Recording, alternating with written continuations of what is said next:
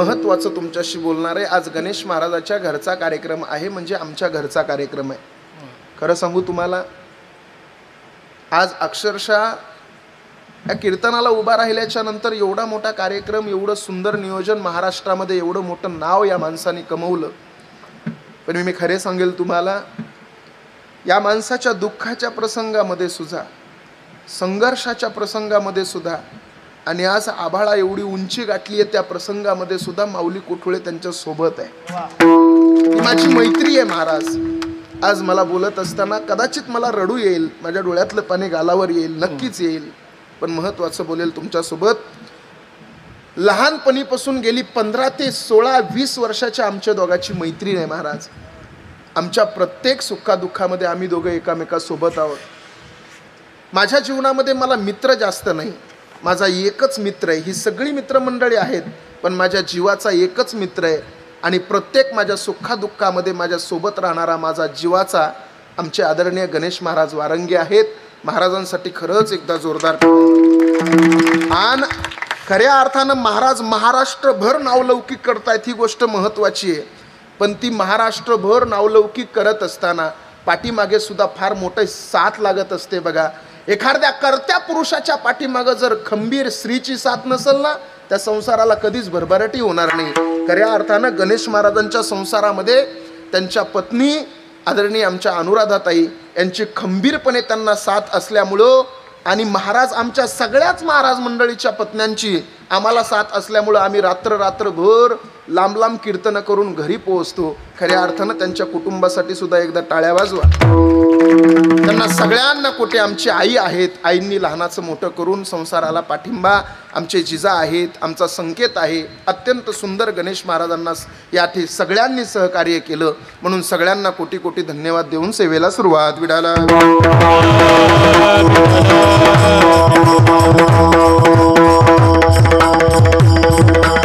मी नेहमी कीर्तनामध्ये सांगत असतो, कीर्तन थोडं महत्त्वाचं बोलणार आहे, लक्ष देऊन ऐका. आज कीर्तनाला सुंदर टाळकरी आहेत, सुंदर गाणारे आहेत, सुंदर वाजवणारे आहेत, त्यामुळं अडचण कुठलीच नाही. जरी 10:15 वाजलेले असले तरी 11 वाजेपर्यंत कीर्तन संपणार आहे, त्याची कोणी चिंता करू नका. आज कीर्तनाला टाळकरी अत्यंत सुंदर आहेत महाराज. आणि आदरणीय आमचे आप्पा तर काही सावलीच आहेत गणेश महाराजाची, म्हणून आप्पांसाठी सुद्धा एकदा ऐका लक्ष देऊन. तुम्ही म्हणाल महाराज एवढ्या सगळ्यांचा परिहार द्यायची काय गरज होती, लांबून द्या लांबलं कीर्तन थोडं. तर की आला पाऊस तरी आता पावसात बसायचं, बघू कोण किती निष्ठावान आहे. बरोबर आहे की नाही? ऐका लक्ष देऊ. आज टाळकरी अत्यंत सुंदर आहेत कीर्तनाला, ऐका लक्ष देऊ. मी नेहमी सांगत असतो, कीर्तनात टाळकऱ्यांची साथ असली तरच कीर्तन चांगलं होतं, नाही तर कीर्तनात अनेक अडचणी आहेत. कधी कधी कीर्तनाची टाळकऱ्यांची साथ एवढी वाईट भेटती, त्याच्यापेक्षा कोरोनाची बरी वाटती. काका एकदा माझ्या काल्याच्या कीर्तनामध्ये मी अभंग घेतला होता. रंगनी रांगत गुलगुला बोलत, रंगनी रांगत गुलगुला बोलत. माझ्या पाठीमागचे सगळे म्हणत होते रंगनी रांगत गंगुला बोलत. आता गंगूला पाठीमागचे बोलायला लागल्यावर कीर्तनकारानं कोणाला बोलायचं? बरोबर आहे की नाही? बघा, कधी कधी या महिला मंडळ जर इकडे गेलं ना दिंडीला, अहो चालता चालता महिला मंडळी गाणे तयार करतात. काय काय एका बाईनं डायरेक्ट विठ्ठलालाच फोन लावला. ती काय म्हणली माहितीये का? अरे अरे विठोबा तुझ्यात माझं मन, अन घेतला मोबाईल लावते तुला फोन. अरे तुझी रे लाईला आठवण येती, म्हणून तुला मी मिस कॉल देती. काय बोलते गणेश महाराज सांगता येत नाही. लोक सर्वांगाचे कान करून सगळ्यांनी कीर्तन ऐका, एवढी सगळ्यांना विनंती. विडाला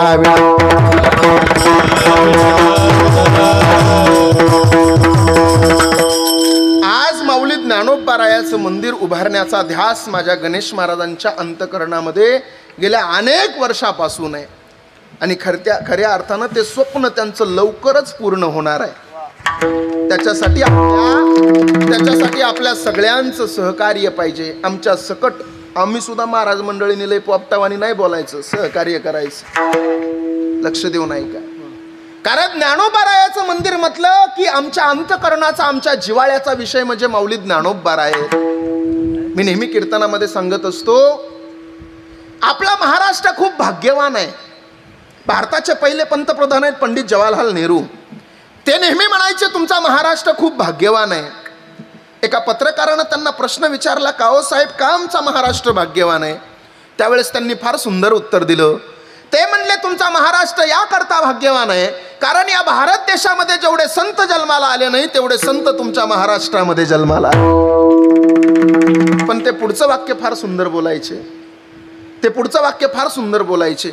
ते म्हणायचे, या भारत देशामध्ये जेवढे संत जन्माला आले तेवढे संत तुमच्या या भारत देशामध्ये जेवढे संत जन्माला आले नाही तेवढे संत तुमच्या महाराष्ट्रामध्ये जन्माला आले. पण महाराष्ट्रातल्या लोकांना संत असताना कळाले नाही, गेल्यानंतर कळाले. माझे माऊली ज्ञानोबाराय असताना कधी त्यांना कोणी शिव दिलं नाही आणि आता शिवण्यासाठी आळंदीला गर्दी आहे. असताना अंगावर वस्त्र मिळाले नाही आणि आता 2-2 किलो चांदीच्या वजनाचा फेटा आहे. असताना माझ्या ज्ञानोबारायाला झोपायला जागा मिळाली नाही आणि आता झोपण्यासाठी चांदीचा पलंग आहे. असताना लोकांनी कधी इंद्रायणीला शिव दिलं नाही का, तर इंद्रायणी बाटेल. आणि आता समाधीला पंचामृताची अंघोळ आहे आणि ते पंचामृत ठेवण्यासाठी तांब्या पितळाची भांडी नाही, तर चांदीचं घागर, चांदीचं गंगालय, चांदीचं पंचपाळं आणि चांदीची पंचारती आहे. अरे असताना मुलं 2-2, 2.5 किलोमीटर अंतरावर माधुकरीसाठी गेली तर दगडा विटा मातीशिवाय समाजानं लोकांनी कधीच त्यांना काही दिलं नाही. आणि आता त्याच मुलांच्या दर्शनासाठी 2-2, 2.5 किलोमीटर अंतरावर रांगा आहेत. असताना माझ्या ज्ञानोबारायाला कोणी खापर मिळू दिलं नाही आणि आता सोन्याच्या ताटात नैवेद्य आहे. असताना माझ्या ज्ञानोबारायाला या समाजानं आई आणि बापाचं प्रेम मिळू दिलं नाही. आता संपूर्ण जगाची मायबाप माझी माऊली झाली. अरे असताना शिवलं की पाप होत होतं आणि आता त्यांना शिवल्यावर माझं पाप निघून जात आहे म्हणून त्यांना शिवण्यासाठी आळंदीला गर्दी आहे. असताना माझ्या ज्ञानोबारायाला पैठणला न्याय मिळू दिला नाही आणि आता आपल्यावर अन्याय झाला की आपण न्याय मागायला आळंदीला जातो. काका, असताना माझी माऊली पहिल्यांदा पंढरीला निघाली तर अनवाणी पायानं माझ्या माऊलीनं पंढरीची वारी केली. अरे पाय उन्हामध्ये भाजत होते म्हणून वडाची पानं पायाला बांधली, पहिली पंढरीची वारी माझ्या ज्ञानोबारायानं केली. आणि आता माऊली पंढरीला निघाली तर सोन्याच्या पादुका चांदीच्या पालखीत आहेत, चांदीची पालखी चांदीच्या रथात आहे आणि चांदीच्या रथाला बैलजोड कोणाचा जुंपायचा म्हणून निलाव आहे आणि निलावामध्ये ज्याचा नंबर येईल त्याची बैलांसकट आळंदीमध्ये मिरवणूक आहे. बोला ना साहेब. असताना या समाजानं माझ्या ज्ञानोबारायाला काय दिलं? उलट या ज्ञानोबारायाचे आपल्यावर किती उपकार आहेत. ऐका ना, ज्ञानेश्वरी सारखा श्रेष्ठ ग्रंथ ज्ञानोबारायानं तुमच्या आणि माझ्या पदरामध्ये दान देऊन टाकला. एखाद्या वर्तमानपत्रामध्ये तुम्हाला एखादी जाहिरातीची ओळ छापायची म्हणलं तर लोक तुमच्याकडून 10-10 हजार 15-15 हजार रुपये मागणी करतात एका ओळीची. माझ्या ज्ञानोबारायानं ज्ञानेश्वरी सारखा ग्रंथ तुमच्या माझ्या पदरामध्ये दान देऊन टाकला. बोला किती पैसे दिले तुम्ही माऊलींना? ज्ञानेश्वरी सारख्या ग्रंथाकडं पुस्तक म्हणून पाहण्याची चूक जगाच्या बाजारात कधी करू नका. कारण ज्ञानेश्वरी सारखा श्रेष्ठ ग्रंथ या जगाच्या पाठीवर नाही. ज्ञानेश्वरी सारख्या ग्रंथाचा गौरव अमेरिकेसारख्या देशानं करावा, पण महाराष्ट्रातल्या लोकांना त्या ग्रंथाची किंमत कळू नये ही फार मोठी शोकांतिका आहे. ती ज्ञानेश्वरी घेऊन घरी आणा. आपल्या घरामध्ये रोज ज्ञानेश्वरीचं पारायण करा. वाचता येत नसेल ना, प्रत्येक ओवीला तुमच्या बोटाचा स्पर्श करा. मी तर असं म्हणेल, ज्याच्या घरामध्ये रोज ज्ञानेश्वरी वाचल्या जाते त्याच्या घरामध्ये प्रत्यक्ष माझे माऊली ज्ञानोबाराय कृपा करतात. ही गोष्ट सगळ्यांना लक्षात ठेवा. ज्ञानोबाराय म्हणलं की आमच्या वारकऱ्यांचा जिव्हाळ्याचा विषय. ज्ञानोबारायाच्या समाधीला आमचा माथा टेकवला म्हणून आमची प्रारब्ध बदलली महाराज. अरे तुमचं प्रारब्ध कितीही घाण असू द्या, एकदा आळंदीला जा, ज्ञानोबारायाच्या समाधीवर माथा टेकवा. प्रारब्ध बदलणारी तुम्हाला उदाहरणं या जगाच्या बाजारात किती दाखवू. अनेक उदाहरणं आपल्याला मिळतील की या जगाच्या बाजारामध्ये ज्ञानोबारायाच्या समाधीवर माथा टेकल्यावर लोकांचं प्रारब्ध बदलून गेलं. काळेसाहेब, अहो आम्हाला जनावराच्या पाठीमागं ठेवलं नसतं माणसांनी. आमच्यासारखे आमचे बरेच मित्रमंडळी आम्हाला म्हणतात, महाराज लोक चंद्रावर गेली, तुम्ही अजून धोत्रावरच आहे का? पण खरं सांगू, या तरुण वयामध्ये आम्ही धोतर घालण्याचं कारण आहे महाराज. आज आमचे गणेश महाराज कीर्तन करतात, मी कीर्तन करतो, आमचे आसाराम महाराज वाजवतात. अरे ठरवलंच असतं तर मुंबई सारख्या शहरामध्ये मी राहतोय, ठरवलंच असतं तर लाख लाख रुपये महिना कमवणारे आम्ही सुद्धा पोरं झालो असतो महाराज. ठरवलंच असतं तर लाख लाख 2-2 लाख रुपये कमवणारे आम्ही सुद्धा पोरं झालो असतो. पण या तरुण वयामध्ये धोतर घालण्याच्या पाठीमागचं कारण एक आहे, आमचा हिंदू व्यसनाधीन झालेला तरुण बांधव आमच्यासारख्या तरुण कीर्तनकाराकडे पाहून तरी ज्ञानोबा तुकोबाचं बोट पकडल आणि वारकरी संप्रदायाच्या विचारधारेवर चालण्याचा प्रयत्न करल. कमीत कमी आमच्याकडे पाहून तरी माझा तरुण सुधरल, म्हणून तरुण वयात धोतर घालण्याचं कारण. नाही तर पैसा तर जगाच्या बाजारात कुठेही भेटतो साहेब. मी तर नेहमी सांगत असतो, हे जग एवढं वाईट आहे, जगाच्या बाजारामध्ये आपल्या दुःखाचं दुकान कधी कोणापुढं मांडू नका. जगाच्या बाजारामध्ये आपल्या दुःखाचं दुकान कधी, या जगाच्या बाजारात आपल्या दुःखाचं दुकान कधीच मांडू नका. कारण आपल्या दुःखाच्या दुकानावर येणारं गिराईक हे आपल्याकडून माल तोट्यामध्ये घेत असतं आणि समोर विकताना मात्र नफ्यामध्ये विकत असतं. याचाच दुसरा अर्थ असा आहे, लोक रडून ऐकतात आणि हसून सांगतात, विडाला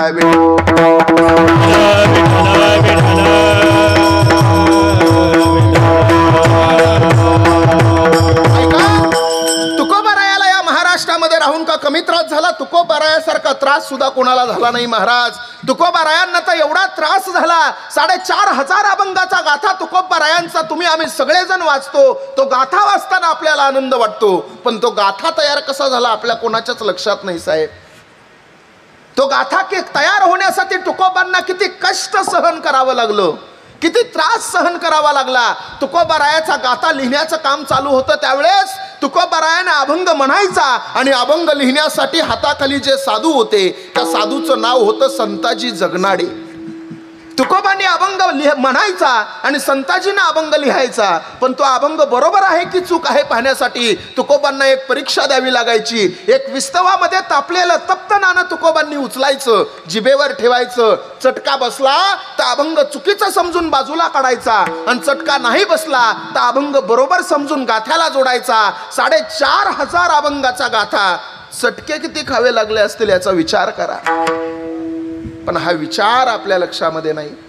त्याच तुकोबारायाचा कीर्तन रूपी सेवेसाठी निवडलेला 4 चरणाचा अभंग, या अभंगामध्ये जगद्गुरु तुकोबाराय आपल्या शक्तीचं प्रदर्शन करतात. विडाला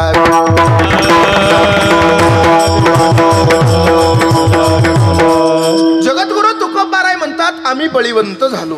थोडं लक्ष देऊन ऐका.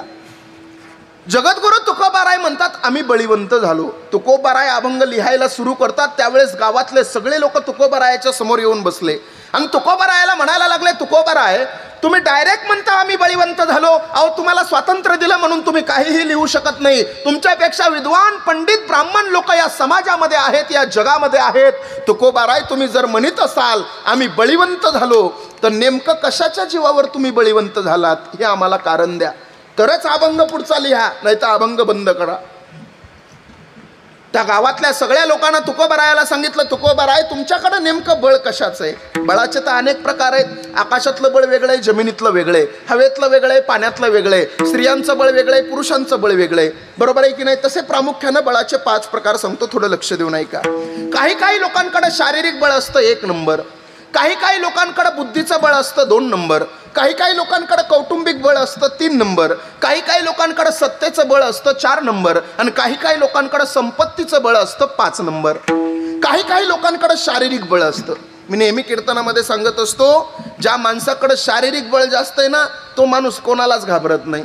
तुम्ही सगळेजण मला सांगा, तुम्ही गावात कोणाच्याही नादी लागाल, पण ज्याचं वजन 200 किलो आहे त्याच्या नादी लागताल गाव? तुम्ही काय म्हणताल, याच्या नादी नग लागायचं, हे नुसतं अंगावर बसलं तरी जीव निघून जाईल. आणि शारीरिक बळ अत्यंत महत्वाचं आहे. गणेश महाराज मला शारीरिक बळाची किंमत त्याच दिवशी कळाली ज्या दिवशी मी सासवडचं कीर्तन केलं आणि जेजुरीला दर्शनाला गेलो. जेजुरीला खंडोबाचं दर्शन घेतलं आणि पायऱ्यावर बसलो. काका त्या जेजुरीचा एक नियम आहे, तिथं नवीन नवरा बायकोचं जोडपं गेलं की बायको खांद्यावर घेऊन 5 पायऱ्या चढावं लागतंय.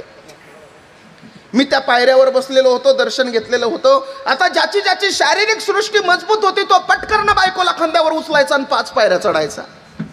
पण तिथं एक जोडपं बघितलं मी 35-55चं.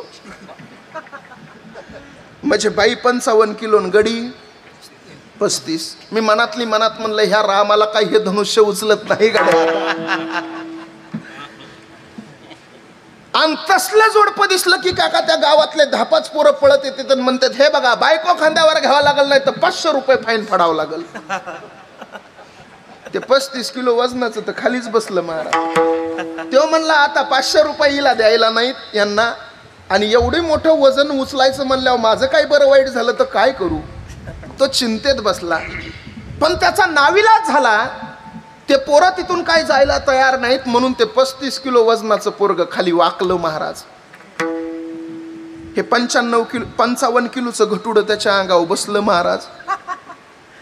माझ्या काळजाचे ठोके तर नुसते धडा धडा धडा धडा धडा धडा करीत होते. मी मनातली मनात म्हणलं अरे काय होतास तू, काय झालास तू, अरे वेड्या असा कसा वाया गेलास तू. एकेकाळचा सुखदेव राजगुरू भगतसिंग तून काय तुझी दयनीय अवस्था झाली म्हणून त्याच्याकडे पाहत बसलो. पण जिजा कुठून ताकद आली काय माहिती राव, तसला बुवाजा घेऊन उठलं राव ते. 3 पायऱ्या चढलं. 4थ्या पायरीचं अंतर थोडं लांब असल्यामुळं टर दिसरने आवाज झाला. नाही तुम्ही समजता तो आवाज बिलकुल नाही. पायरीचा अंतर लांब असल्यामुळे पॅन्ट फाटली. तुमच्या मनात दुसराच आवाज आहे, तो बिलकुल आवाज नाही, अजिबात नाही. आणि 4थ्या पायरीवरूनच जगदंबा खाली टाकून दिली.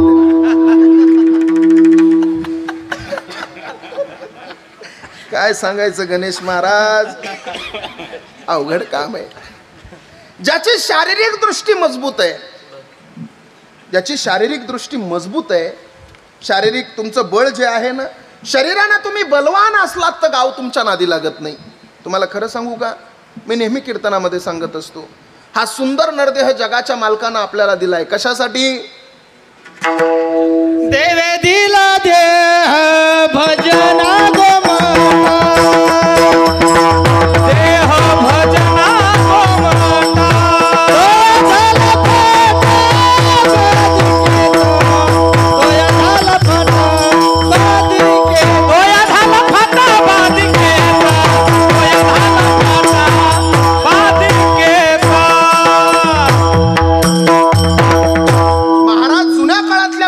सुंदर नरदेह जो होता ना तो लोकांनी टिकवला होता. आताच्या पोरांचं राहिलं नाही महाराज तसं. आता आपल्या पोरांचं वजन मोजलं तर 30 किलो 35 किलो 40-50 लयत लय 60 किलो. तसं आमचे सगळे महाराज मंडळी जरा बरे आहेत. मला ह्या सगळ्या कोण म्हणलं रे बाहेरचं खाऊन. ऐका ऐका ऐका, या सगळ्या म्हाताऱ्या माणसांना विचारा. ही सगळी पुढं बसलेली म्हातारी माणसं आहेत. बाबा तुमचा काळ किती सुखा समाधानाचा होता हो. तुम्ही सगळे दह्या दुधा तुपाचे सगळे तुम्ही सगळं भोगलेलं आहे. दही दूध तूप लोणी तुम्हाला खायला होतं, बरोबर आहे की नाही? हां तुम्ही सांगा मला, तुमच्या काळात मला सांगा कॅम्प्युटर होतं का हो? मोबाईल होता का हो? तुमच्या काळात टी व्ही होती का हो? इंस्टाग्रामला अकाउंट आहे का हो तुमचं आता? नाही नाही नाही नाही. या जुन्या काळातल्या लोकांना विचारा. यांच्या काळात काहीच नव्हतं महाराज, तरी सुद्धा शिक्षणाची पद्धत एवढी सुंदर होती ना की बांधावर उभा राहून वैरणीच्या कडब्याचा हिशोब बोटावर मोजणारी इथं बसलेली काही माणसं आहेत महाराज. जुन्या काळात होतं महाराज हे सगळं. आताची शिक्षण व्यवस्था अशी झाली आहे काका, आपल्या शिक्षक लोकांच्या वर्गामध्ये शिकवल्या जातं ते व्यवहारात घडत नाही, आणि जे व्यवहारात घडतंय ते वर्गामध्ये शिकवल्या जात नाही. त्याची पद्धत अशी झाली आहे, जे वर्गामध्ये शिकवल्या जात आहे ते व्यवहारात घडत नाही, आणि जे व्यवहारात घडतंय ते वर्गामध्ये शिकवल्या जात नाही. मला तुम्ही सगळेजण सांगा, वर्गामध्ये आम्हाला काय शिकवलं जातं? आज आपला शिक्षक गणिताचा वर्गामध्ये गेला की शिकवायला सुरू करतो, a square foot plus b square foot it equal to c square foot. शिकवणारालाही कळलं ना कमन शिकवतोय, आणि शिकणाराचं तर बजेटच बसलं नाही महाराज. पण या जुन्या काळातल्या लोकांना विचारा, यांच्या काळामध्ये काही नव्हतं, डिजिटल इंडिया नव्हता, कॅम्प्युटर नव्हतं, मोबाईल नव्हतं, काही नव्हतं, तरी गणिताची पद्धत एवढी सुंदर होती. कारण यांच्या काळात गणिताची पद्धत पावकी निमकी दीडकी सव्वाकी आउटकी होती, बरोबर आहे की नाही? पाव एक पाव पाव दोन्ही अर्धा पाव त्रिक पाऊन पावचक एक पाव पाच सव्वा पावसक दीड पावसत 1.2 पाव 8 2 पाव 9 6 2 पाव 10 अडीच. निम एका निम निम दोन एक निम त्रिक दीड निम चौक दोन निमापा 40 निमसक 3 निमसक 3.5 निमट 4 निमनम 4.5 निमदाय 5 पाऊण एक पाऊण दोन दीड पाऊण त्रिक 2.25 पाऊण चौक 3 पावणे 4 पाऊण 4.5 पाऊण 7 5.25 पाऊण 8 6 पाऊण 9 पावणे 7 पाऊण 10 7.5 ही पद्धत होती तुमची. आताची शिक्षण व्यवस्था अत्यंत डेंजर झालेली आहे. मी नेहमी सांगतो, जे वर्गामध्ये शिकवलं जातं ते व्यवहारात घडत नाही. वर्गामध्ये आम्हाला तो आईन्स्टाईन शिकवला जातो, काय कामाचा आमचा? तो नेपोलियन बोनापार्ट आमच्या काय कामाचा? तो हिटलर आमच्या काय कामाचा? तो वास्को डी गामा आमच्या काय कामाचा? कशाला देता हे ज्ञान आम्हाला? तो इतिहासाचा शिक्षक आला की आम्हाला शिकवायला सुरू करतो, जलावरण सांगा, शिलावरण सांगा, वातावरण सांगा, अग्निजन्य खडक सांगा. दळभद्र्यानो, अरे जमिनीच्या 3-3 फूट खोल आतमध्ये गेले तुम्ही. फक्त 110 मिलीमीटर पाऊस पडला नाही तर माझा शेतकरी आत्महत्या करणार नाही, हे धोरण जोपर्यंत तुम्ही आमच्या पोरांना देणार नाहीत तोपर्यंत परभणीचं कृषी विद्यापीठ कुलूप लावून बंद केलं तरी मराठवाड्याचं काही नुकसान होणार नाही. कशाला शिकवता आम्हाला ते? कशाला शिकवता? तो हिटलर, तो नेपोलियन बोनापार्ट आमच्या काय कामाचा? विज्ञानाचा शिक्षक आला की आम्हाला शिकवायला सुरू करतो, सायन्स 1 सायन्स 2 आम्ल पदार्थ फरक स्पष्ट करा. अरे दळभद्र्या हो, इथं लग्नाला 5-5 वर्ष झाले अजून नवरा बायकोचे फरक स्पष्ट व्हायना आणि तुम्हाला आमलाची पडली आहे. अवघड आहे महाराज. आम्हाला शिकवायचं आहे तुम्हाला. अरे आम्हाला शिकवायचं असेल तर मी नेहमी कीर्तनामध्ये सांगत असतो, आम्हाला शिकवायचं असेल तर हे शिकवा. समाज व्यवस्था कुटुंब व्यवस्थेचं बोट पकडते, कुटुंब व्यवस्था समाज व्यवस्थेचं बोट पकडते. ज्यावेळेस या दोन्ही व्यवस्था एकामेकाचं बोट पकडतात त्यावेळेस त्या घरचं बोट शिक्षण व्यवस्था पकडते आणि ज्या घरचं बोट शिक्षण व्यवस्था पकडते त्या घरच्या विचाराची उंची आकाशाला बोट लावून येते. हे द्या ना आम्हाला ज्ञान. तो हिटलर आमच्या काय कामाचा? तो नेपोलियन बोनापार्ट आमचा काय कामाचा? आम्हाला शिकवायचं आहे तुम्हाला. आम्हाला शिकवायचं असेल तर वयाच्या 16व्या वर्षी तोरण्याला तोरण बांधणाऱ्या छत्रपती शिवाजी महाराजांचा इतिहास शिकवा. शिकवायचंच असेल तर वयाच्या 16व्या वर्षी जगाला ज्ञानेश्वरी दान देणाऱ्या माझ्या माऊली ज्ञानोबारायाचा इतिहास शिकवा. जोपर्यंत हा इतिहास तुम्ही आम्हाला देणार नाहीत तोपर्यंत भारत देशाची आदर्श पिढी घडणार नाही. महत्वाचं बोलतोय तुमच्यासोबत मी. जुना काळच चांगला होता महाराज. आता या महिला मंडळीला विचारा, जुन्या काळात महिला मंडळ तुम्ही लग्नामध्ये उखाणे घ्यायचात, किती सुंदर असायचे हो. आता राहिलेत का? जुन्या काळातले उखाणे फार सुंदर होते महाराज. एक सांगू का नमुना? सांगतो ऐका. जुन्या काळातले फार सुंदर असायचे. पंढरपुराच्या वाळवंटामध्ये डोक्यावर तुळस घेऊन पांडुरंग परमात्म्याकडे एक बाई पाहत होती. किती सुंदर उखाणा घेतला तिनं. ती म्हणली, येत होते जात होते खिडकीमधून पाहत होते, खिडकीला 3 तारा, अडकी त्याला घुंगरं 12, पान खाते 13, घाम येतो जरा जरा, तिकडून आला व्यापारी, त्याने दिली सुपारी देते वाण्याला, हंडा नेते पाण्याला, पाणी आणते आडाचं, वाडा बनते भिंगाचा, वाड्यात वाडे 7 वाडे, वाड्यात होता पलंग, पलंगावर गादी, गादीवर उशी, उशीवर बशी, बशीवर कप, कपाला घर, घराला भिंत, भिंतीवर होती गडी, गडीत वाजला एक आणि पांडुरंगाचं नाव घेते मी ज्ञानोबा तुकोबाची एक. किती सुंदर. असे मला 130 येतात. अजून सांगू का नमुना एखादा? सांगू महिला मंडळ? नको? जाऊ दे ना. सांगू नको? सांगू नको? अरे बोला ना काहीतरी. हा मोठ्याने बोला ना. मग लाज आता कशाला? मोठ्याने सांगू का? बरं तुमच्या म्हणण्यानुसार सांगतोच. ऐका, जुन्या काळातली फार सुंदर.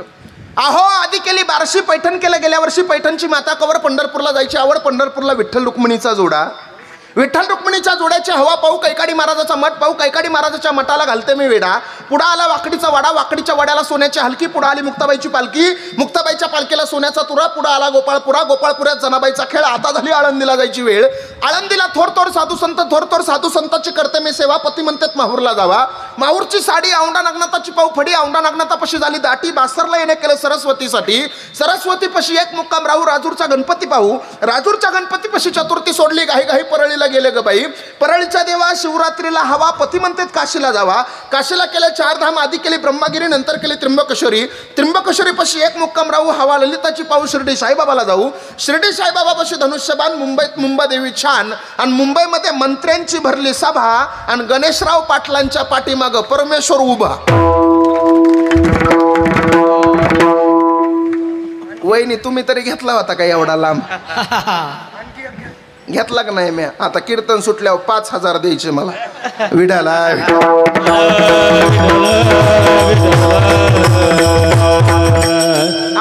खरंच येतेत माऊली 130.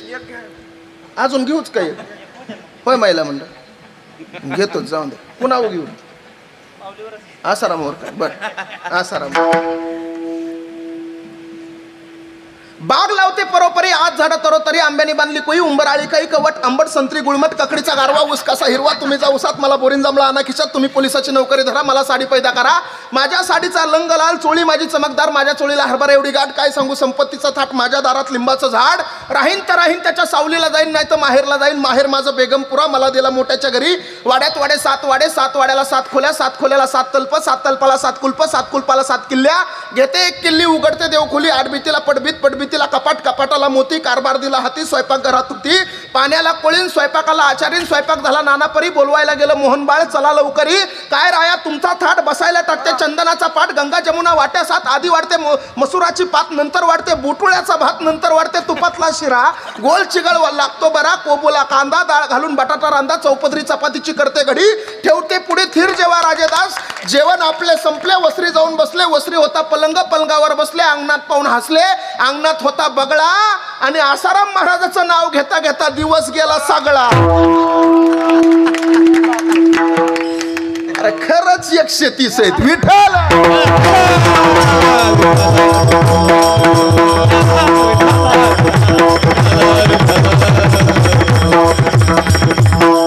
महाराज जुना काळ चांगला होता आता राहिला नाही आता त्या दिवशी एक बाई आमच्या घरी आली आणि त्या बाईनं उखाणा घेतला पुरी नवऱ्याला वैतागली होती काका तिनं उखाणा काय घेतला माहितीये का ती म्हणली आमची आई म्हणली घ्या ना उखाणा तिने उखाणा घेतला ती म्हणली चालले होते हळदी कुंकवाला आणि बटन तुटलं बटव्याचं चालले होते हळदी कुंकवाला बटन तुटलं बटव्याचं आणि जाऊन दे ना माय काय नाव घ्यायचं त्या सटव्याचं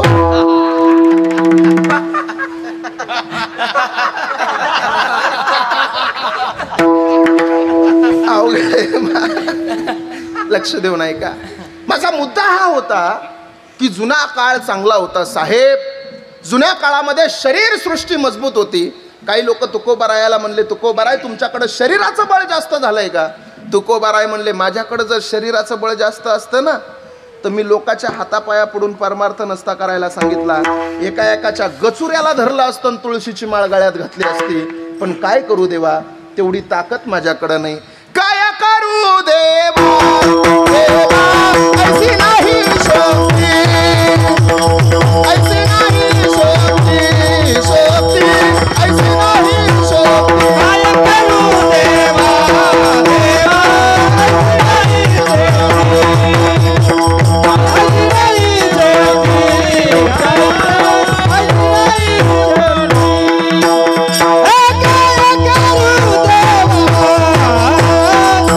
ऐसी नाही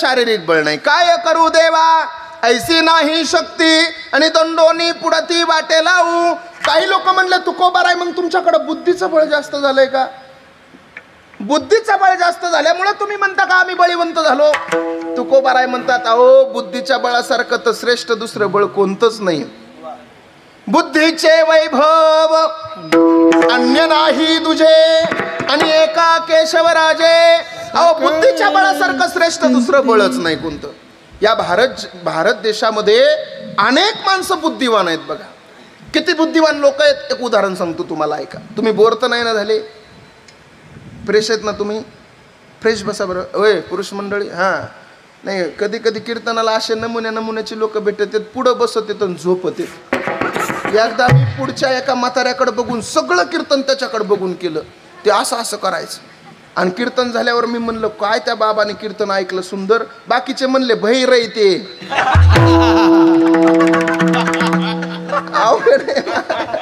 अवघड आहे महाराज लय नमुन्याची लोक भेटत आहेत काय सांगायचं दाजी त्या आळे फाट्याला मला एक भिकारी भेटलं त्यानं मला 5 रुपये मागितले मी 5 रुपये काढले आणि त्याच्या हातात दिले तेवढ्या 5 वर समाधान झालंच नाही त्याचं तो म्हणला महाराज अजून 5 रुपये द्या ना मला मी म्हणला अरे आत्ताच 5 रुपये दिले ना तुला, अजून कशाला रे? तो म्हणला माझ्या मैत्रिणीला. म्हणलं भिकाऱ्याला पण मैत्रीण असते का? तो म्हणला तिच्यामुळंच भिकारी झालोय. लय अवघड आहे महाराज गणित. चला, या भारत देशामध्ये अनेक बुद्धिवान लोक आहेत. झाला, वाजले आपलं टाइम, फक्त 5 मिनिटं राहिले, 10 मिनिटं राहिले. आवरू ना 10 मिनिटात? होय, हात वर करा बरं. माझ्या टिपणातलं तसं बरंच राहिलंय अजून. मग तसं टिपण म्हणल्यावर पार 12 वाजूस्त जाईल.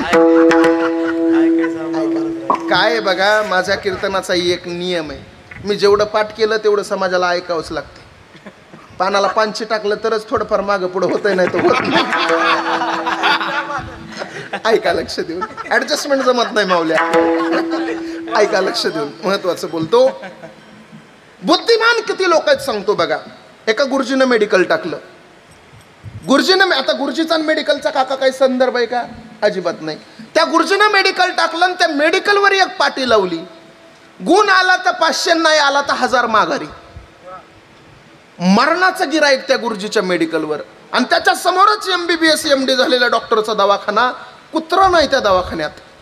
डॉक्टर म्हणला 12 वर्ष पुण्याला राहिलो, मरणाचं शिक्षण झालंय माझं, तरी माझ्या दवाखान्यामध्ये एक गिराईक आहे ना.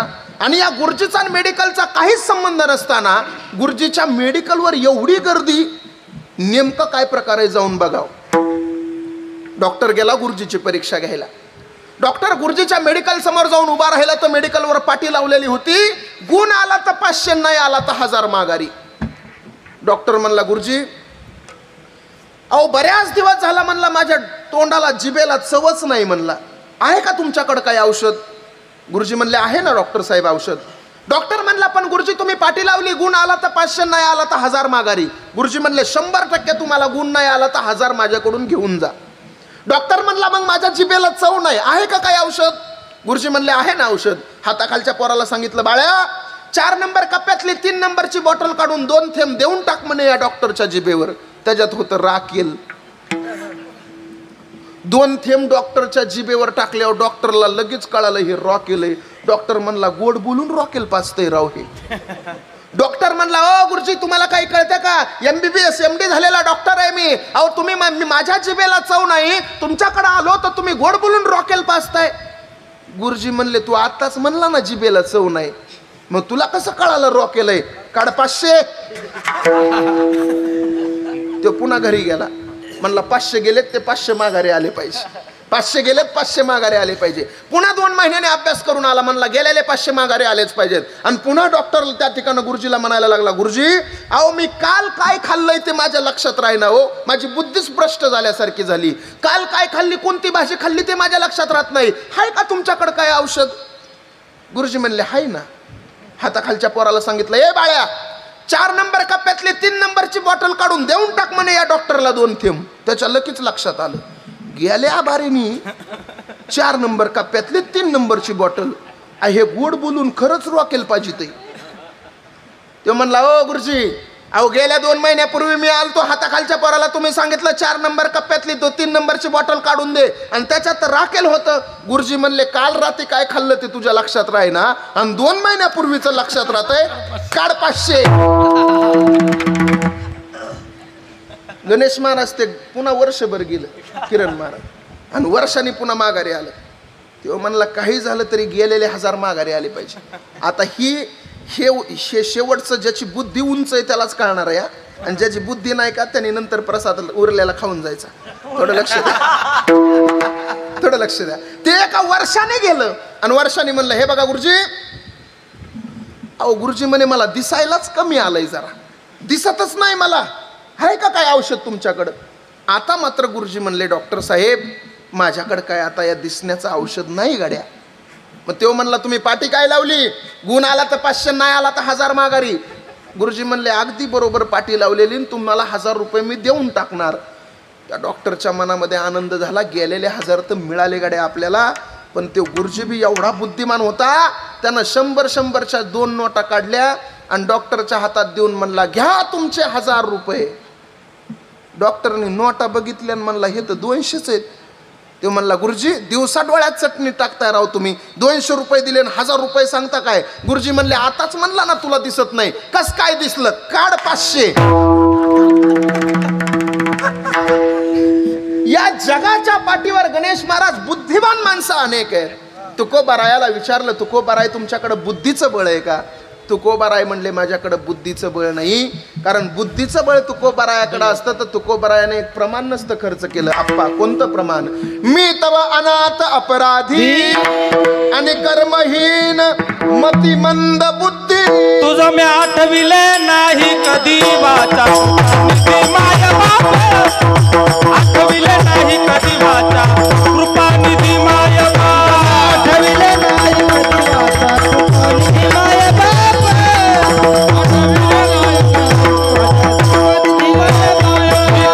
अनाथ अपराधी कर्महीन मतिमंद बुद्धी, तुझं म्या आठविले नाही कधी वाचा, कृपा निधी माय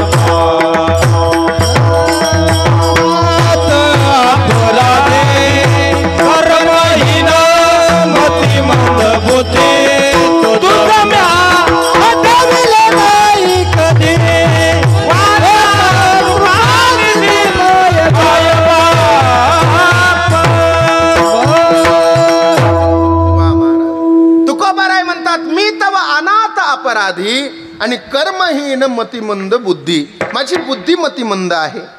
त्याला एक सुंदर दुसरं प्रमाण आहे. अल्प माझी मती मनोनी येतो का कुळती, माझ्याकडे बुद्धी कसल्या प्रकारचं बुद्धीचं बळ नाही. तुकोबाराय तुमच्याकडे शारीरिक बळ नाही, तुमच्याकडे बुद्धीचं बळ नाही, मग तुमच्याकडे कौटुंबिक बळ जास्त आहे का? तुकोबाराय म्हणले काय बोलता येड्यासारखं? अरे माझ्याकडे कसलं आलं कौटुंबिक बळ? मी जर भजनाला गेलो तर माझी बायको माझ्या नावानं माटी मागं गावऱ्या फोडती. तुकोबाराय भजनाला गेले ना तर जिजामाता पांडुरंग परमात्म्याच्या नावानं शिव्या द्यायच्या. तुकोबाराय गेले तर ऐका, तुकोबारायाची बायको ही तुकोबारायाची समर्पण आहे महाराज. तुकोबारायाला त्या परमार्थाला, आणि मी नेहमी कीर्तनात सांगत असतो आमच्या महाराज मंडळीच्या सुद्धा बायकांचं समर्पण आहे परमार्थाला, म्हणून आम्ही रात्रभर बाहेर फिरू शकतो. सोप्या नाहीत महाराज या सगळ्या गोष्टी. लक्ष देऊ नाही का? मी महत्वाचं बोलेल तुम्हाला. हायत तोंड आणि फटकळेत जरा पण बरे आहेत, जीव लावत आहेत. फटकळे जरा जीव लाव. तुम्हाला वाटतं काय आमची घरी लईच मजा असेल? काय नाही, सगळ्याचं सारखं आहे महाराज. आता 7 दिवस झालं मी बाहेर आहे. आता घरी गेलो ना आमची सुद्धा शेजारणीला म्हणते आला बाई आमचा सप्ता. आता हे का सप्ता आहे का काय का काय? अहो माऊली खरं कोरोनाच्या काळात कळालं कोण कोणावर किती प्रेम करतं, कोणाचा कोणावर किती जीव आहे. अहो तुम्ही एक व्हिडिओ बघितला असेल काका, वगराळ्याला बांबू लावलाय आणि त्यांनी वरणवाडी ती बायको नवऱ्याला. लय अवघड आहे. अहो या कोरोनाच्या काळात 2 महिने कडक लॉकडाऊन होतं महाराज, आणि या कडक लॉकडाऊन मध्ये आमच्या महाराज मंडळीचं पाकिट बंद, सगळं बंद, नारळ बंद, बुक्का बंद, सगळं बंद होतं.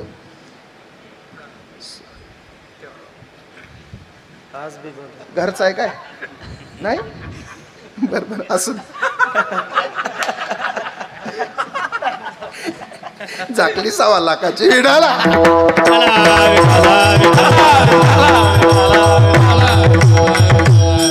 ऐका, या कोरोनाच्या काळामध्ये 2 महिने कडक लॉकडाऊन होतं. त्या 2 महिने कडक लॉकडाऊन मध्ये आम्ही सगळे महाराज मंडळी घरी होतो. मी गणेश महाराजाला फोन करायचो कवा उघडत आहे र, आणि गणेश महाराज मला फोन करायचे, महाराज माऊली नेमकं काय भानगड आहे. 2 महिने कडक लॉकडाऊन मध्ये आमचं सगळं बंद होतं.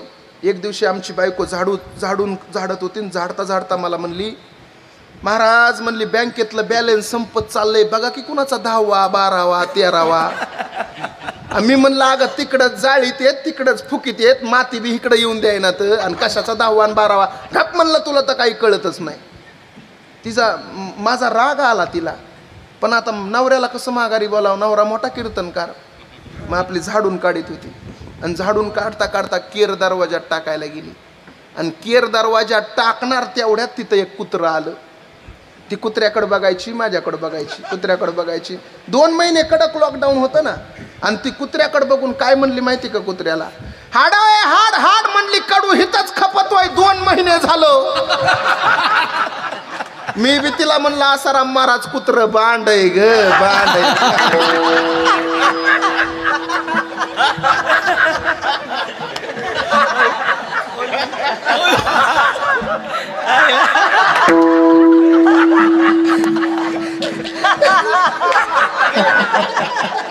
ऐका ऐका महाराज. मग तुकोबार आहे तुमच्याकडं संपत्तीचं बळ नाही, तुमच्याकडं पैशाचं बळ जास्त झालंय का म्हणून म्हणता का तुम्ही आम्ही बळीवंत झालो? पैसा जास्त झाला का तुकोबार आहे? तुकोबार आहे म्हणले अरे येड्या हो, माझ्याकडं पैसा असता तर मी त्याला एक प्रमाण उगच खर्च केला असता का? अभंग कोणता? आम्ही सदैव सुडाके जवळ येता थोर धाके. आम्ही सदैव सुडाके जवळ येता थोर धाके. आम्ही सदैव सुडाके जवळ येता थोर धाके. आम्ही सदैव सुडाके जवळ येता थोर धाके. साऊ पुरती भिके तुझी घराला किती नांदन आईची सांगा नाही तरी पाया भागा. नांदन आईची सांगा नाही तरी वाया भागा. नांदन आईची सांगा नाही तरी वाया भागा. नांदन आईची सांगा नाही तरी वाया भागा. तुकोबार आहे म्हणतात माझ्याकडे कसल्याही प्रकारची श्रीमंती नाही, माझ्याकडे पैसा नाही. मग तुकोबार आहे तुमच्याकडे शारीरिक बळ नाही, संपत्तीचं बळ नाही, कौटुंबिक बळ नाही, तुमच्याकडे बुद्धीचं बळ नाही, तरी सुद्धा तुम्ही म्हणता आम्ही बळीवंत झालो. या अर्थी तुम्ही ज्ञानोबारायाचा हरिपाठ नाही वाचला. कारण ज्ञानोबाराय म्हणतात बळ असेल तरच तुम्हाला बोलायचा अधिकार आहे आणि बळ नसेल तर तुम्ही अजिबात बोलायचं नाही. भावे विन भक्ती भक्ती विन मुक्ती आणि बळे विन शक्ती बोलू नये. तुमच्याकडे बळ असेल तर तुम्ही बोला, नाही तर बोलू नका. ज्ञानोबारायाचा हरिपाठ वाचलाय म्हणले तुकोबाराय. तुकोबाराय म्हणले मी सगळं वाचलेलं आहे, पण तुम्ही जे बळ सांगतात ना ते बळ माझ्याकडं नाही हो. माझ्याकडं तुमचं हे व्यवहारातलं बळ आहे, हे बळ व्यवहारातलं तुमच्याकडे आहे, पण जे बळ माझ्याकडे आहे ना ते बळ कोणाकडेच नाही. मग तुकोबाराय तुमच्याकडे कोणतं बळ आहे? त्यासाठी तुकोबाराने एक सुंदर प्रमाण खर्च केलं. विवेकासहित वैराग्याचे बळ आणि धगधगीत ज्वाळ अग्नी जैसा. माझ्याकडे जे बळ आहे ते वैराग्याचं बळ आहे आणि त्या वैराग्याच्या बळानच मी बळीवंत झालो. अभंगाचं बळी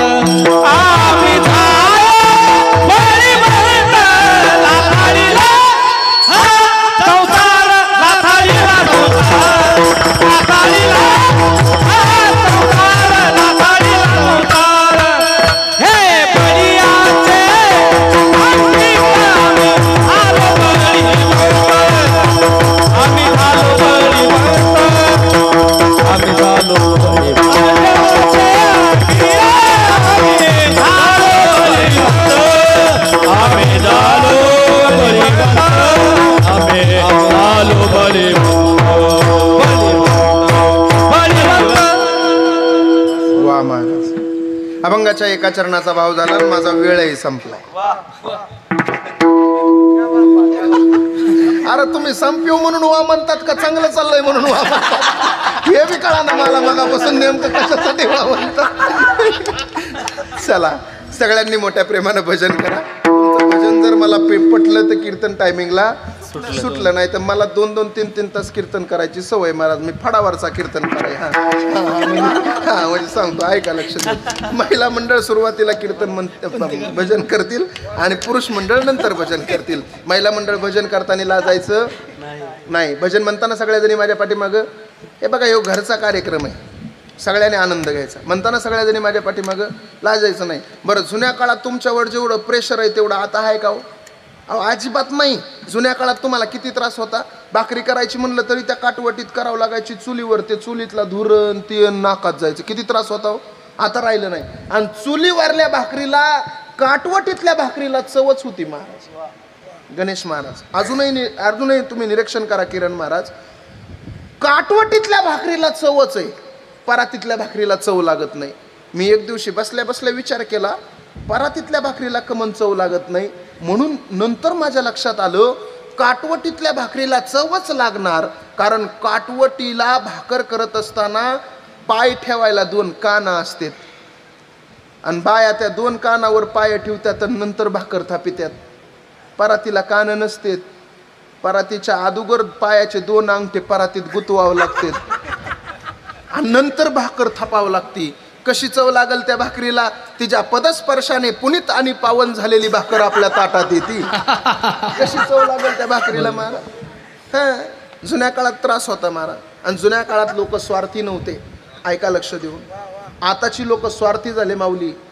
स्वार्थ बघितला लोकांना. स्वार्थ असला तरच लोक जवळ यायला लागले आणि स्वार्थ नसला तर लोक जवळ येईनात महाराज. आता बघा ही सगळी बसलेली माणसं मला सगळेजण सांगा तुम्हाला देव आवडतो का हो? सगळ्याला वाटतं की नाही देव आमच्या घरी आला पाहिजे? बोला की वाटतं की नाही? सगळ्याला वाटतं देव आमच्या घरी आला पाहिजे. पण असं कधी झालंय का हो? एखाद दिवशी देव त्याच्या कामामध्ये बिझी असेल मग चला बुवा आपणच एखाद दिवशी देवाच्या घरी गेलं पाहिजे. वाटलं का कवा कुणाला? तसं कवाच वाटत नाही महाराज. अवलय लोक आडमोठे तर काय सांगायचं तुम्हाला. रायगड पट्टा आहे त्या रायगड पट्ट्यामध्ये आमच्या क्लिपा असतात बघा यूट्यूबला छोट्या छोट्या आणि त्या छोट्या छोट्या क्लिपा बघूनच आमची कीर्तनं घेतात लोक. मग कीर्तन घेतल्यावर कुणाचेच रंगत येत नाही तर सगळे झोपत येत. लय अवघड आहे महाराज. एवढूशा क्लिपावर आमची कीर्तनं घेतात बरं का काका. एका पठ्ठ्यानं माझं कीर्तन घेतलं रायगड जिल्ह्यात आणि बरेच यूट्यूब ऐकणारी लोक त्यांचा कीर्तनाचा काहीच संबंध नसतो महाराज. त्यांना टाळ माहीत नसतं. येतानीच म्हणतात मग इण्याचं आणि टाळाचं कसं करता. त्यांना काहीच अभ्यास नसतो त्यातला. एका पठ्ठ्यानं माझं बॅनरवर नाव टाकलं वैकुंठवासी माऊली महाराज कुटुळे यांचं जाहीर कीर्तन होईल. मी बॅनर बघितल्यावर मी म्हणलं हे नेमका काय प्रकार आहे बुवा. म्हणून मी त्याला फोन केला आणि त्याला म्हणलं का रे बाबा मी अजून जिवंत हे वैकुंठवासी नाव कमन टाकलं. तो म्हणला कीर्तनाला या आल्यावर सांगतो. मी गेलो कीर्तनाला. बॅनर बघितलं तर खरंच मला त्या बॅनरकडे बघून 90 वर्षाच्या पुढे माऊली तुझा असाच बॅनर लागल असं वाटत होतं. म्हणजे 90 वर्ष जगायचंच म्हण की तुला अजून. ऐका ऐका ऐका असं वाटत होतं. आणि मी त्याला तिथं गेल्यावर म्हणलं कशामुळे रे वैकुंठवासी नाव टाकलं. तो म्हणला कीर्तन चालू करा. तो माझ्या पुढचा होता. मी कीर्तन सुरू केलं आणि माझं कीर्तन रंगात आलं. आणि कीर्तन रंगात आल्यावर माझ्या तोंडातून एक प्रमाण बाहेर पडलं. आम्ही वैकुंठवासी आलो याची कारणाशी. आणि तो म्हणला एवढीच क्लिप ऐकली होती तुमची आम्ही वैकुंठवाशी आलो याची कारणाशी. मग मला वाटलं महाराज वैकुंठातलेच आहेत काय की म्हणूनच इकडं आणि म्हणून नाव टाकलंय म्हणला वैकुंठवासी माऊली महाराज कुटुळे. हे एवढ्याशा किल्पाने सगळं वाटुळं करून टाकलं महाराज. चांगल्या कीर्तनकाराचं मार्केट डाऊन झालं हो. आणि तुम्हाला सांगतो लय अवघड काम आहे काय सांगायचं तुम्हाला. चला महत्वाचं म्हणताना महिला मंडळ भजन म्हणा सगळ्याजण. नामदेव जनाबाई जसा जीव चाललाय ना जना जरा मोठ्याने म्हणा मोठ्याने म्हणा. नामदेव जनाबाई सोपन काका मुक्ताबाई. नामदेव जनाबाई वा वा वा. सोपान काका मुक्ताबाई मोठ्यानी. नामदेव जनाबाई टाळी काही तुलेल हरी का नाम विठ्ठल पांडुरंगा. हातवर घ्या सगळ्यांनी. हरी का नाम विठ्ठल पांडुरंगा. तुलेल हरी का नाम विठ्ठल पांडुरंगा. तुलेल हरी का नाम विठ्ठल पांडुरंगा. विठ्ठल पांडुरंगा विठ्ठल पांडुरंगा विठ्ठल पांडुरंगा विठ्ठल पांडुरंगा. विठ्ठल पांडुरंगा. विठ्ठल पांडुरंगा. विठ्ठल पांडुरंगा. तुलेल हरी का नाम विठ्ठल पांडुरंगा. तुलेल हरी का नाम विठ्ठल पांडुरंगा. विठ्ठल माझा माझा माझा माझा माझा. विठ्ठल माझा मी विठ्ठलाचा. विठ्ठल माझा माझा माझा माझा. विठ्ठल माझा मी विठ्ठलाचे. नारायणा नारायणा नारायणा नगदी नारायण. नारायण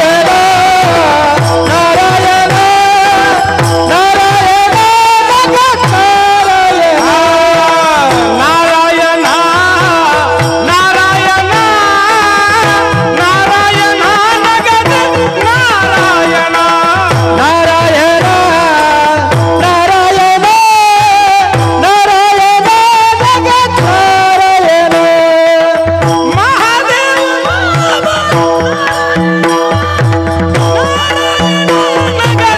नारायण. महादेव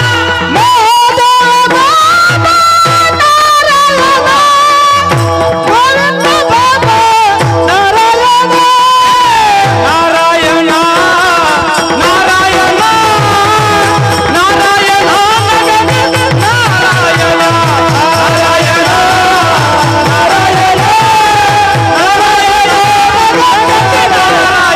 नारायण नारायण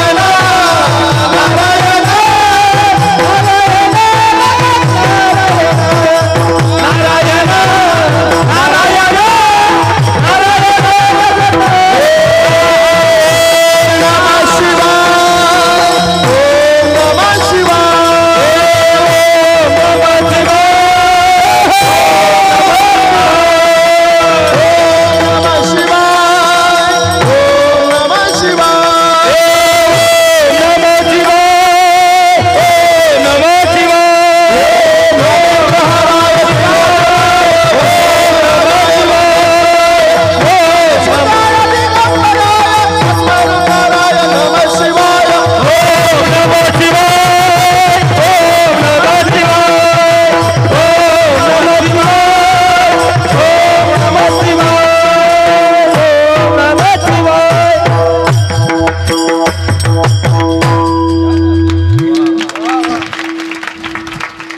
मला बी जमायलंय हळूहळू आता.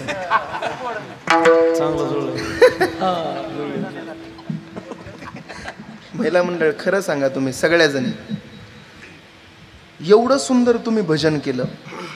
हे भजन करत असताना तुम्हाला तुमचा संसार आठवला का हो? बोला ना. देवासोबत एकरूप होण्याचं एकमेव साधन काय असेल तर त्याचं नाव आहे नामचिंतन. विठोबा रखुमाये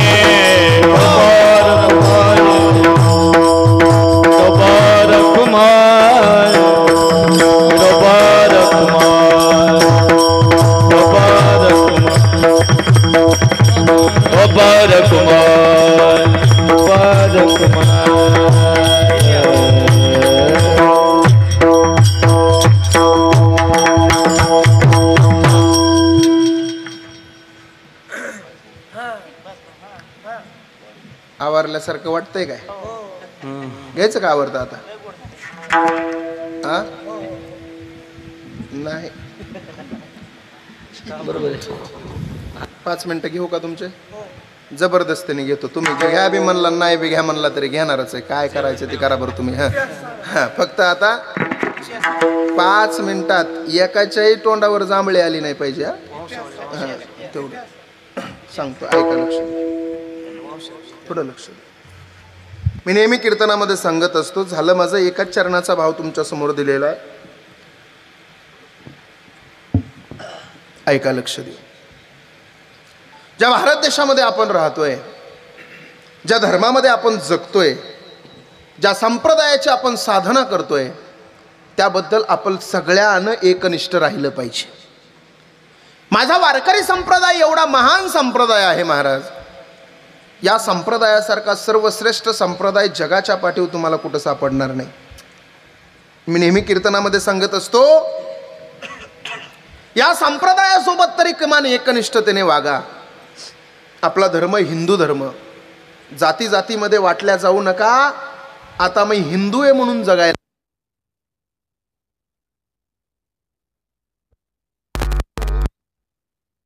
त्याच्या भाषणामध्ये बाबरी मस्जिद जिंदाबाद हे नारे दिले.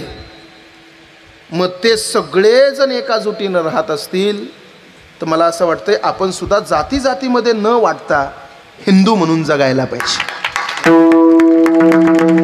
अरे हा हिंदू धर्म काही एवढा लहान धर्म नाही साहेब. हा हिंदू धर्म म्हणजे सर्वश्रेष्ठ धर्म आहे. मी नेहमी कीर्तनामध्ये सांगत असतो, या धर्मासाठी बलिदान देणारे छत्रपती संभाजी महाराज, तुम्हाला मला प्रत्येकाला संभाजी महाराज आठवले पाहिजेत. कोण होते संभाजी महाराज? अरे 350 लढाया केल्या, पण एकाही लढाईमध्ये ज्यानं पराजय पत्कारला नाही त्याचं नाव आहे छत्रपती संभाजी महाराज. पण छत्रपती संभाजी महाराज अजून 15 वर्ष जगले असते ना तर या संपूर्ण हिंदुस्थानावर भगवा फडकला असता. ही गोष्ट सगळ्यांना लक्षात राहू द्या. मी नेहमी कीर्तनामध्ये सांगत असतो, छत्रपती संभाजी महाराज अजून 15 ते 20 वर्ष जगायला पाहिजे होते. पण करणार काय महाराज? आपलीच लोक गद्दार झाले आणि संभाजी राजांचा सक्का मेहुणा गणोजी शिर्के त्या मुकरब खानाला जाऊन मिळाला. वतनाचा तुकडा टाकला नाही म्हणून या स्वराज्यासोबत गद्दारी केली आणि त्या ठिकाणी मुकरब खानाला जाऊन मिळाला आणि मुकरब खानाच्या कानावर बातमी दिली, हुजूर बड़ी खुशी की खबर है, नावडी के सामने सरदेसाईंच्या वाड्यामध्ये छत्रपती संभाजी महाराज आणि कवी कलश तैनात आहेत. बातमी मुकरब खानाच्या कानावर गेली. सरदेसाईंचा वाडा डोळ्यासमोर दिसला, नावडी नदीचा तीर डोळ्यासमोर दिसला आणि बघता बघता मुकरब खानाने 5000ची फौज घेतली आणि मुकरब खान सरदेसाईंच्या वाड्याच्या दिशेने निघाला. सरदेसाईंच्या वाड्याला चहूबाजूने मुकरब खानाने वेढा टाकला. 5000ची पठाणी फौज घेऊन गेलेला मुकरब खान चहूबाजूने वेढा टाकला सरदेसाईंच्या वाड्यामध्ये. त्या वेड्यामध्ये अडकले होते माझे छत्रपती संभाजी महाराज आणि कवी कलश. कसल्याही प्रकारची चाहूल नाही, कसल्याही प्रकारचं कळालं नाही की माझ्यावर कोणी हल्ला करल. वाड्याच्या बाहेर निघले, चहूबाजूने पाहिलं तर चहूबाजूने मोगलांचं सैन्य दिसत होतं आणि बघता बघता घोड्यांच्या टापा वाजू लागल्या. टप टप टप टप घोड्यांच्या टापा वाजत वाजत एक घोडा समोर आला. घोड्यावरच्या माणसाला पाहिलं तर मुकरब खान दिसला आणि मुकरब खान मोठ्या मोठ्यानं हसायला लागला. आखिर आ ही गया या दक्कन का चूहा हमारे सिकंजे में. आणि बघता बघता मुकरब खानाने त्याच्या एका सैनिकाला सांगितलं, खिच लो इसकी तलवार. तलवार ओढायला एखादा सैनिक पुढे सरकला आणि माझ्या संभाजी राजाने नुसते डोळे वर करून पाहिलं तर 4 पावलं पाठीमागे सरकत होता. ही ताकद होती माझ्या संभाजी राजाची. संभाजी राजाला मुकरब खानानं त्या ठिकाणं कोणाची तलवार ओढायची त्या ठिकाणं मजाल होत नव्हती. परंतु एखाद्या सिंहाच्या अंगावर जाळं टाकून जसा सिंह कैद करावा तसा छत्रपती संभाजी महाराजांच्या अंगावर त्या ठिकाणी दोरखंड फेकली आणि महाराष्ट्राचा छत्रपती अडकला. शिवपुत्र संभाजी राजा कैद झाला. मोगलांची चाल यशस्वी झाली आणि मराठ्यांचा मुकुट मोगलांच्या पायाखाली आला.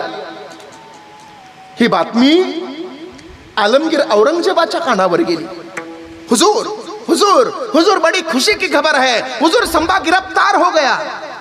आलमगीर औरंगजेब येत्या त्या हिराला म्हणू लागला, पागल तो नहीं हुआ तू, पीके तो नहीं आया तू. अरे ज्या संभाजीने 9 वर्ष माझ्या दिमागामध्ये सैतानी गोंधळ घातला तो संभाजी एवढ्या लवकर तुम्ही कसा गिरफ्तार गिरफ्तार केला नहीं हुजूर, शिकस्त कर लिया उसे मुकरब ने। त्यावेळेस तो औरंगजेब म्हणायला लागला, बड़ी खुशी की खबर है, आज रात को शब्बे रात का जश्न होना चाहिए, लाया जाए उसे शोनो शौकत से, पहनाया जाए उसे तख्ता खुला। अरे आजपर्यंत त्यानं राजवस्त्र घातले असतील, आता त्याला विदूषकी झबली घाला।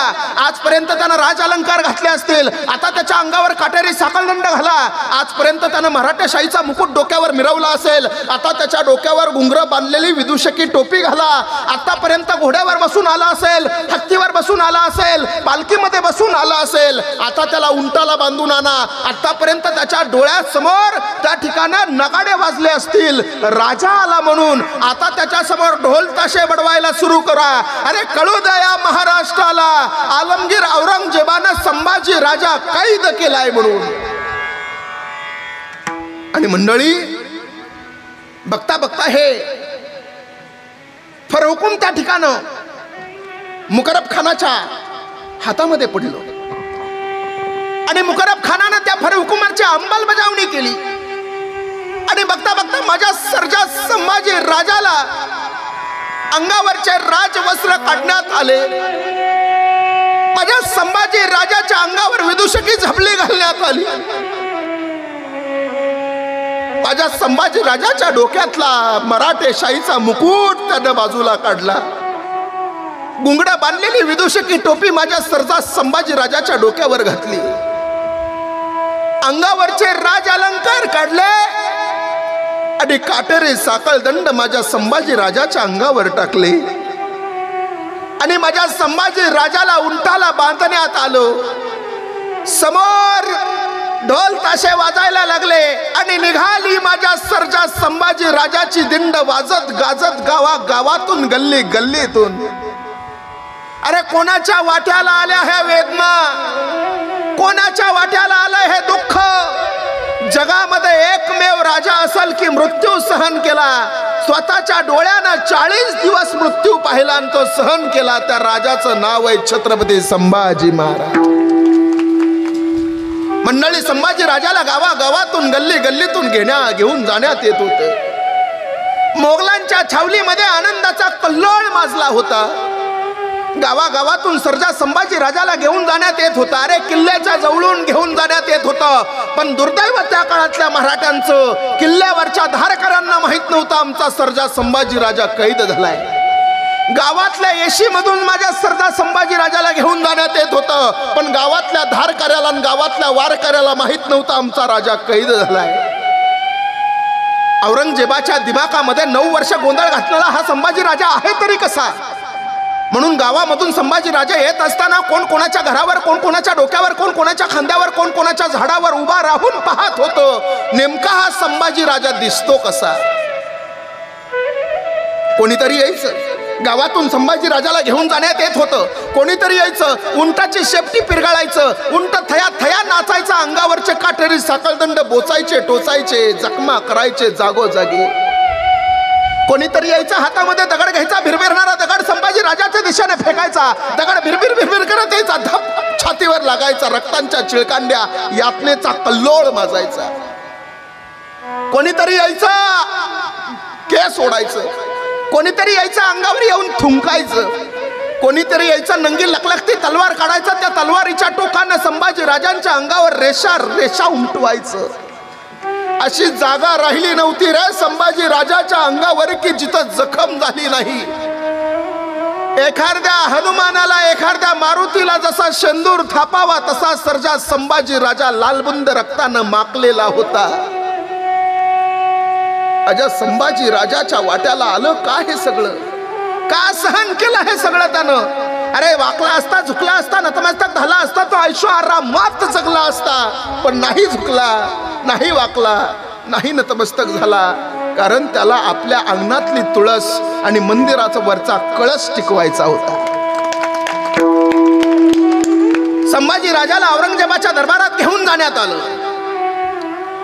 संभाजी राजा औरंगजेबाच्या दरबारात उभा आहे, पाठीचा कणाही ताईटच, रगही तशीच, डोळ्यातला तेजा, त्या चेहऱ्यावरचा बाणेदारपणाही तसाच। औरंगजेबाच्या हाताखाली असणारा असद खान नावाचा माणूस म्हणायला लागला, संभा ये जहांपना का दरबार है, यहाँ झुकना पड़ता है, झुक जाओ संभा. त्यावेळेस शेजारचा कवी कलश म्हणला, अरे वो राजा है, हमारा राजा किसी के सामने झुकता नहीं, बल्कि सब दुनिया हमारे राजा के सामने झुक जाती है. त्यावेळेस आलमगीर औरंगजेब म्हणायला लगा, सबूर आसद सबूर, अभी और बहुत पूछना है इसे. 9 बरस का था तब मिला था हमें आगरा में, तब पूछा था हमें इससे, संभा तुझे किसी का डर नहीं लगता? तब इसने हमें जवाब दिया था, हमें किसी का डर नहीं लगता, बल्कि हमारे वजह से सबको डर लगता है. सच कहा था काफर ने. 9 साल ठंडक ना आने दी. अब बताएंगे इसे औरंगजेब जहांपना आदिल शाह क्या होता है. आणि बघता बघता संभाजी राजाच्या समोर संभाजी राजाच्या शिक्षाची अंमलबजावणी करण्यात आली. संभाजी राजाच्या शिक्षाची अंमलबजावणी करण्यात आली. पहिली शिक्षा देण्यात आली, निकाल दो इसकी आंखें, ये आंखें सताती बहुत है हमें. हापशी गेला, तापलेल्या लालबुंद सळाया काढल्या. सळाया त्या जाळातून बाहेर काढल्या. त्या सळायामधून धुराच्या रेषा आकाशामध्ये उडत होत्या. त्या सळाया माझ्या सर्जा संभाजी राजाच्या डोळ्याकडे निघाल्या होत्या. संभाजी राजानं सळायांकडे पाहिलं आणि डोळे मिटून घेतले.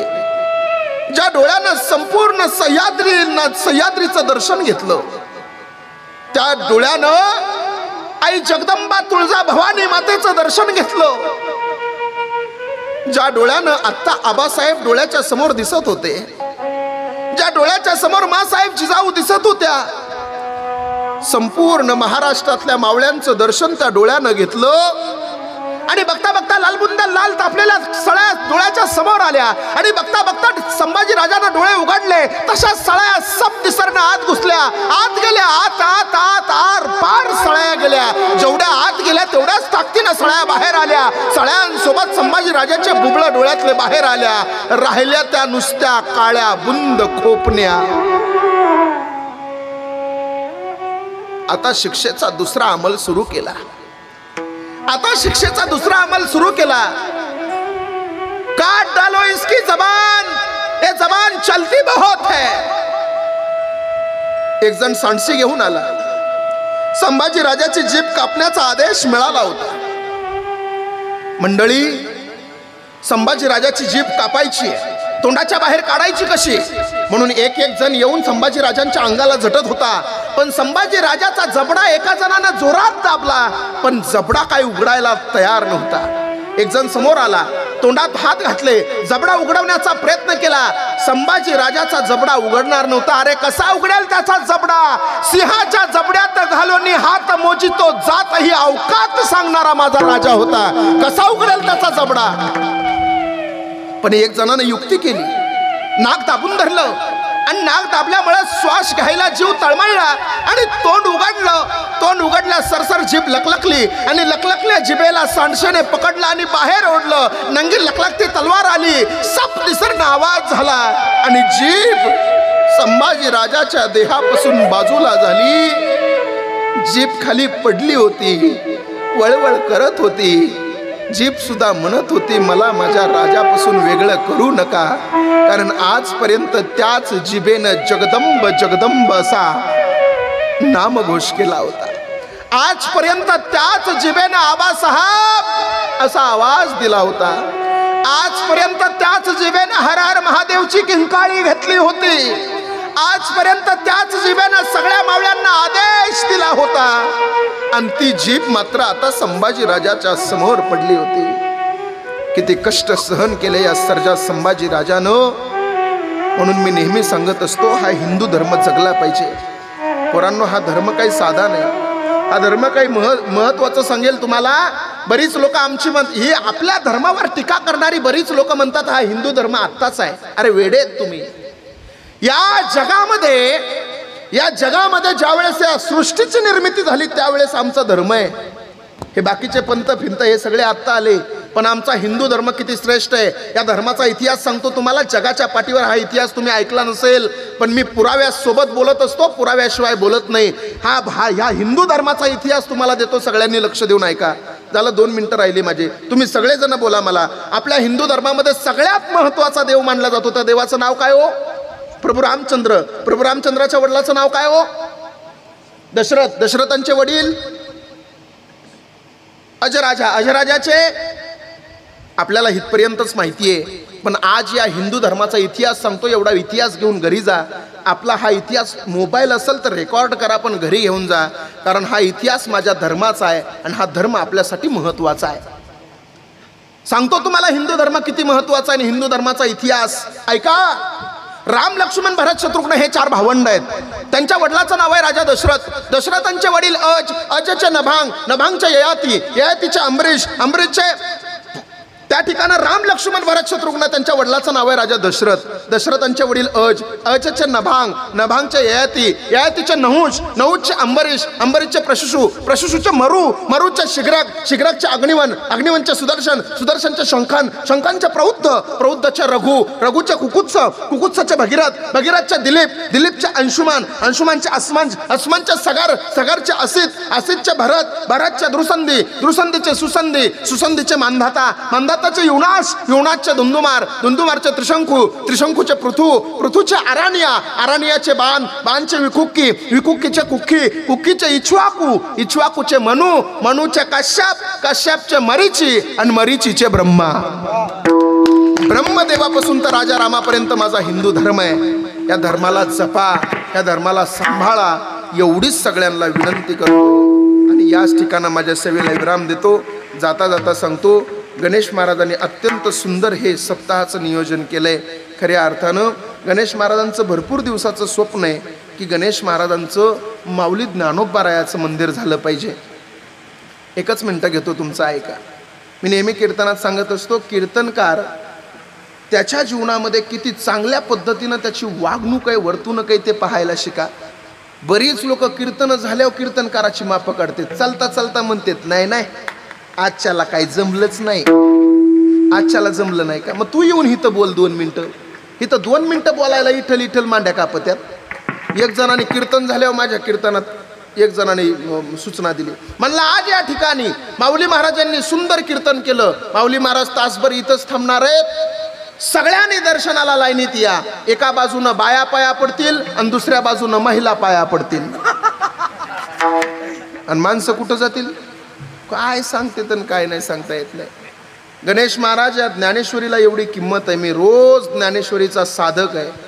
मी रोज ज्ञानेश्वरीचा प्रचार प्रत्येकाच्या हृदयापर्यंत पोहोचवतो.